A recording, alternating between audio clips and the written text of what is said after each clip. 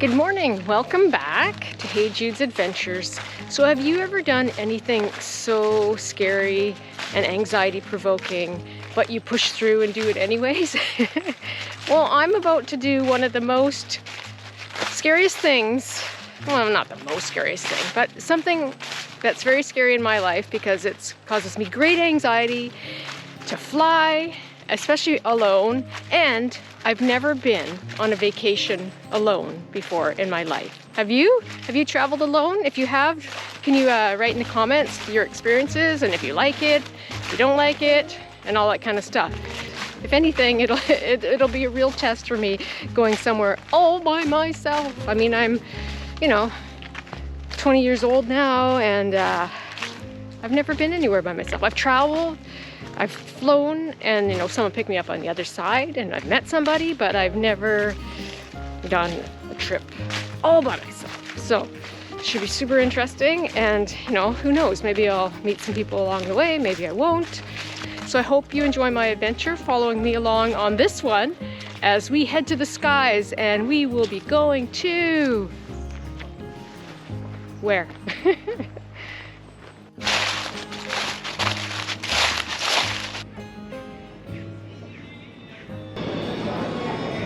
And if you're wondering why I chose Las Vegas as my first solo vacation, it's because I had a credit left over with WestJet and it was about to expire. And Las Vegas was the only trip that I had enough credits for. Las Vegas is an experience for the senses, and in my case, an overload of the senses. In Vegas, you can see the sights of New York, Paris, Rome, Venice, and Egypt, all on the same day. The Las Vegas Strip is a 4-mile neon stretch of mega resorts and casinos. In the 1930s, the Hoover Dam employees frequented the saloons and casinos on Fremont Street, which was the original Vegas. Las Vegas was founded by the mafia, and tourists have flocked here ever since to experience gambling and the anything-goes behavior. It is a place to escape the everyday life and experience the antics of Sin City.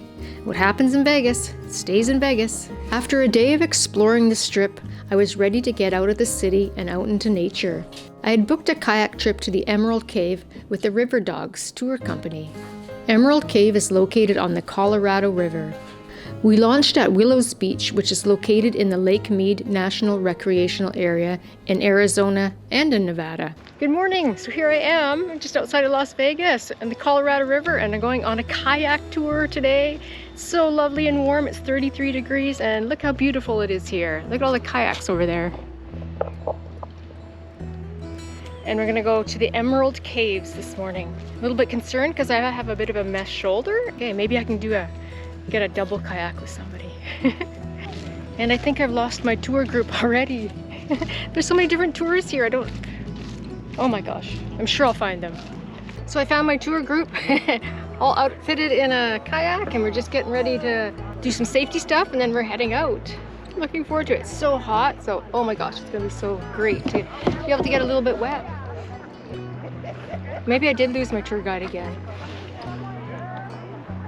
12 miles here in Hoover Dam that we're on today is referred to as the Black Canyon. And if at the end of the day, if you all are into it, if you peek your head in there, they got some fish on the wall in the marina that people had caught down here. The biggest one on the wall is, I think, 53 pounds. And there's a photo on the wall in there. Somebody caught a world record out here. It was 67 pounds. It was a striped bass. Yeah, 67. That is a human-sized fish. Okay. So this is great. My solo Vegas trip is going well so far. Doing fun stuff. Yeah, it's been really good. And this is just beautiful. Just so different from home. It's just so nice and dry, and I swear that my body feels better here. I think I need to become a snowbird for sure.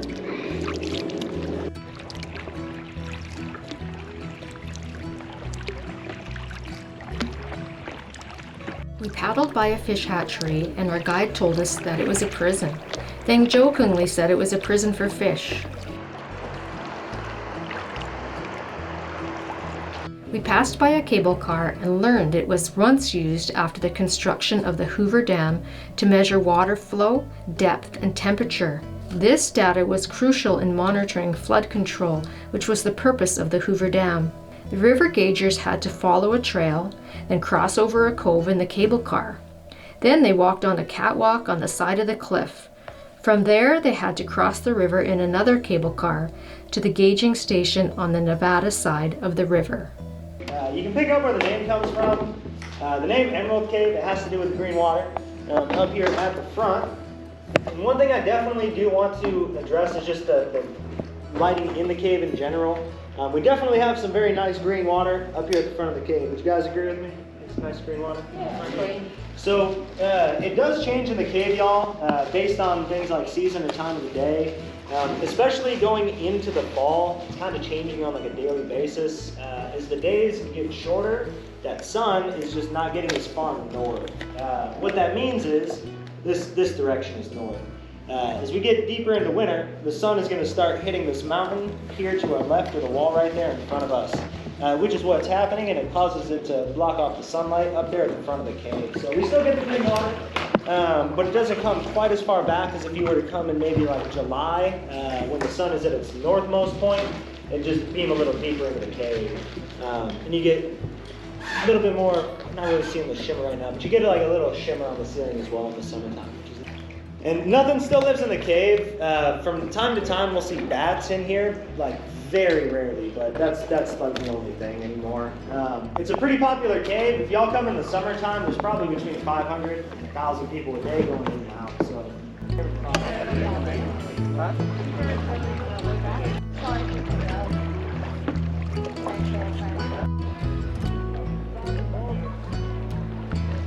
It's a great trip so far.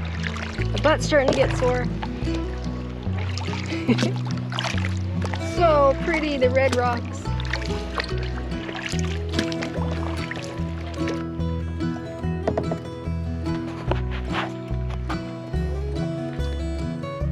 So now we're going for a little hike with the gang, and there's no washroom here, so you have to go swimming. Very refreshing.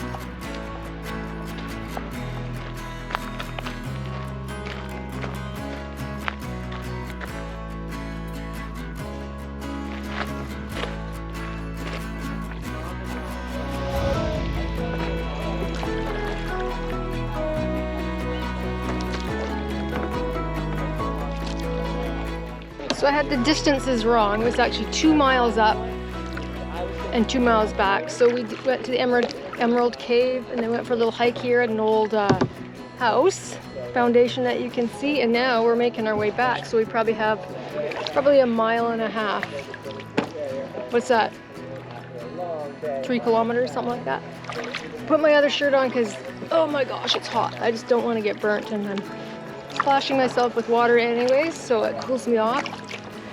And it's quick dry and I don't care.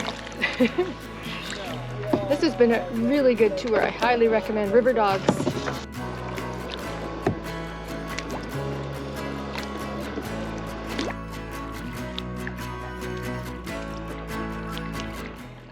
Yay, we finished the kayak tour. It was really, really fun. I'm really glad I did that. So nice to be out in there on the water, and it's so warm. Best place to be.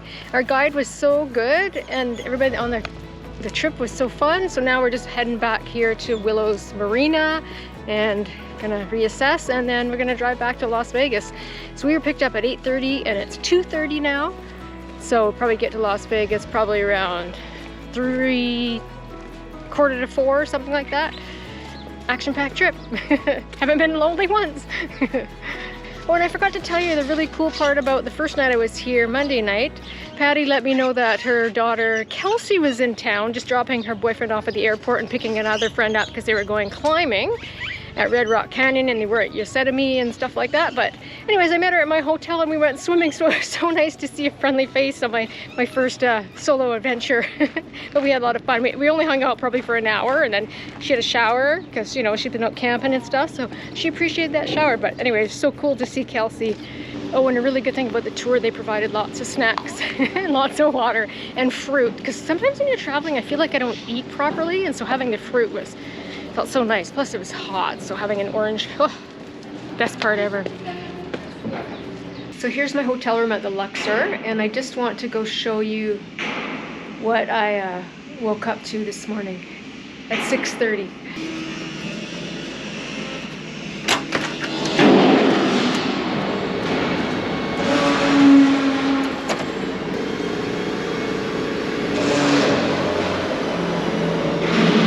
So that's my view.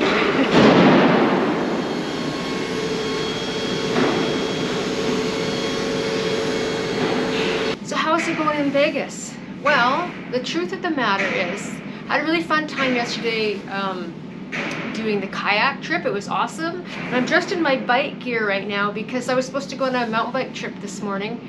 But because I'm just corresponding through Wi-Fi, like through email, I think they were texting me and calling me, and I kept emailing saying, can you please email me? I don't have a phone plan.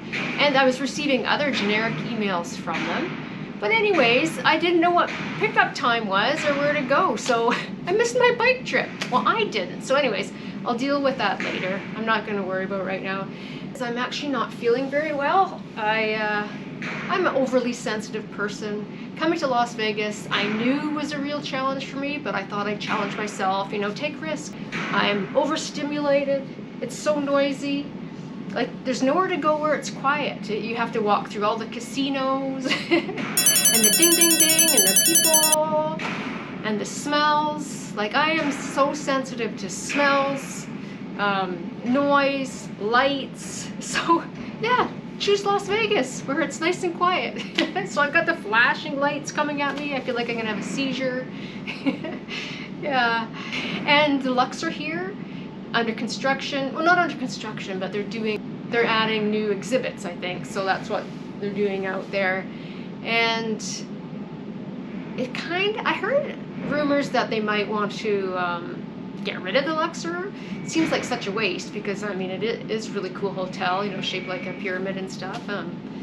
But it kind of smells like, the hallways kind of smell like, you know, your grandpa's cologne mixed with dog flea shampoo kind of thing. Anyways, I really realized that, yeah, it's really getting to me, and if I was rich, I'd probably go stay somewhere else for my last night. But anyways, I'm pushing through, and I'm kind of proud of myself. And yeah, I'm only doing this for my daughter. She said you have to gamble at least once. So here I am at like 8 o'clock in the morning. Got woken up by the construction again, and I'm doing it, even though I don't usually do it. This one's for you, Jackie. I'm gonna win the big bucks just for you.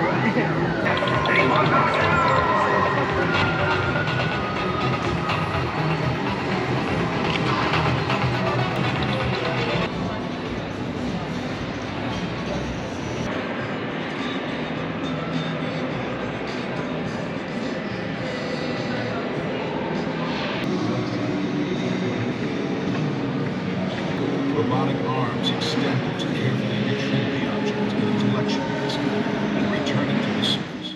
I think my solo vacation went pretty well, besides not feeling very well yesterday, but all in all, I did fairly well. A little bit of anxiety here and there, but I managed to get through it and actually had a really good time. The kayak trip was great because I was chatting with people and it was really good.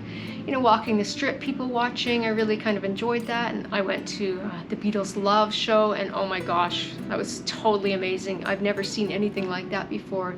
So much talent. And yeah, so it was really great. And I went to like the Piano Man. It was like an Elton John, Billy Joel cover band the night before. All went smoothly. So interesting to see all the sights here. It's so noisy, and glammy and I feel a little bit out of my element, but oh well. So thank you so much for watching my trip. I'm very proud of myself for doing it. So, you know, let me know if you've ever traveled alone and if you plan to, and, you know, ask me questions, and you can do it. You got this. I know you got this. Thanks for watching, everybody. Take care, and I look forward to going home and seeing everybody, but I'm kind of not looking forward to the torrential downpour that's happening right now, but oh well. Take the warmth while I can. Bye.